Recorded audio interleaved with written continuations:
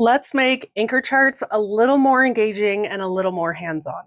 We know anchor charts are powerful. We know that they can be really helpful learning tools. We also know that it is important to create anchor charts with your students.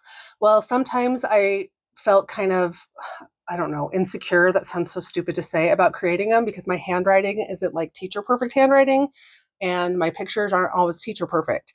So sometimes I would hand draw them on the big anchor chart papers, but sometimes I would have something pre-typed up to just kind of show and fill in with my students. But the power of anchor charts is having your students fill them in with you, right? So I created a set of anchor charts that had 3 different versions. One that had the thing all the way done, one that had some of the writing done so that all I had to do was kind of draw in worked examples with my students, or some that just had the header so that it still felt like cute to me and I didn't have to feel insecure about my anchor charts not looking like they belonged on Pinterest.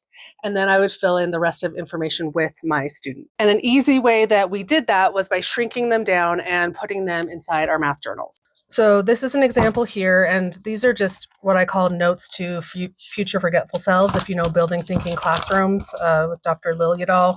So let me, hold on, we're almost there. Here we go. So I have that same anchor chart shrunk down. This is shrunk down 80% with some of the writing down. And then the students work with me to fill in the worked examples.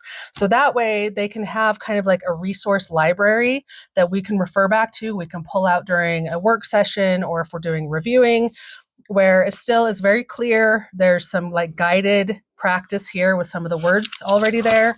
And then there are student worked examples. Now, sometimes, just to be real, we would run out of time or I didn't have time for students to fill it in or whatever, and I would just print out one of the completed anchor charts, which is why I love having the 3 versions, and they would just glue that in, but then we could still refer back to it. So if you've never done anchor charts this way, I promise you it works really well for any subject, and I really like, again, gluing them into math journals just to give that resource that we can refer back to throughout the year. So let me know if this is something you're interested in. Have you tried it? Because I really think this is powerful. Okay, have a good day, guys.